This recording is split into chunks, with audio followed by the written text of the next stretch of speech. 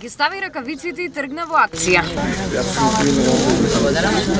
Од кеот на Вардар преку улиците и парковите до дворот на законодавниот дом, претседателката собираше отпад фрлен од несовесни граѓани.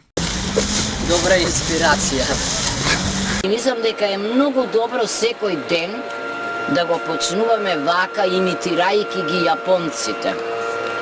Предпоставувам, знаете дека тие прво зачистуваат тамо каде што живеат, а кога се овде, дури и околу нашите згради, а потем одат на работа. Ова мора да стане филозофија на животот. Претседателката на терен не чистеше сама. Со црни кеси во рацете ѓубре собираа министри, градоначалници, амбасадори и стотици волонтери, со што официјално започна акцијата Генералка Викенд.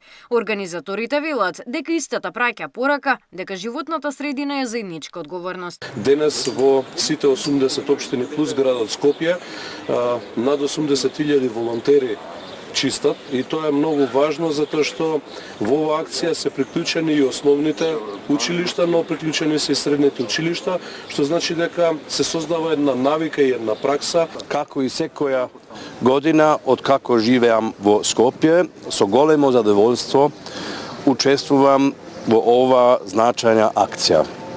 Генералка е импресивен македонски бренд.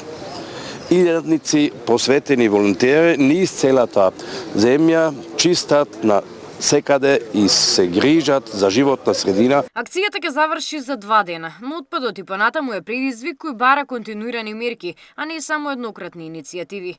Вреќите со ѓубре се наполнија, дел од локациите се исчистија, но прашањето кое се поставува е колку време ќе помине пред јавните површини да се наполнат со отпад.